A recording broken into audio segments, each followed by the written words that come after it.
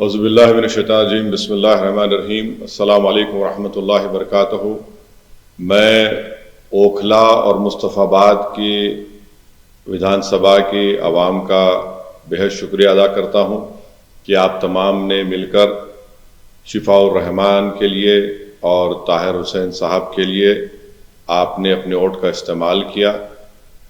میں آپ کا بہت شکر گزار ہوں کہ آپ نے بڑی محنتیں کی۔ میں تمام مجلس کے اراکین کا، جناب شفاء الرحمان کے ساتھیوں کا، ان کے فیملی کا، طاہر صاحب کے فیملی کا، اور خاص طور سے شفاء الرحمان اور طاہر صاحب کے شریک حیات کا، اور طاہر صاحب کے 20 سالہ نوجوان فرزند کا، ان کا بھی بہت شکریہ ادا کرتا ہوں کہ انہوں نے بڑی محنت کی، جستجو کی۔ میں شکر گزار ہوں امتیاز جلیل صاحب کا، جو وہاں کے سینٹرل آبزرور تھے ان دونوں اسمبلی کانسٹیٹوئنسیز کے، شعیب جامعی صاحب کا۔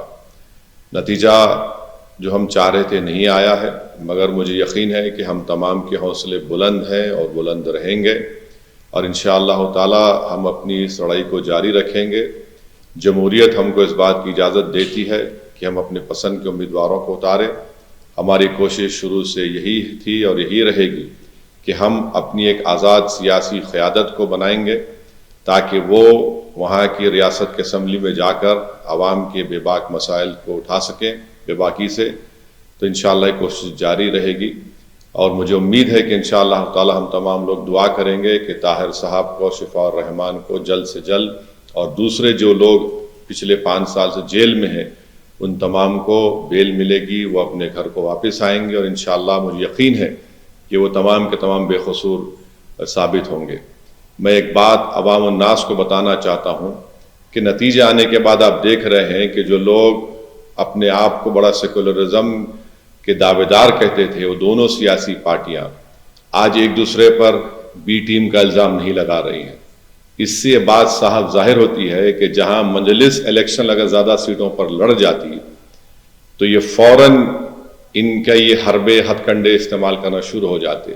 اب جب دونوں لڑ کر ہار گئے بی جے پی کے خلاف، تو ان میں بڑے ہی مہذب طریقے سے ادب کے دائرے میں رہ کر ایک دوسرے کو تنقید کر رہے ہیں۔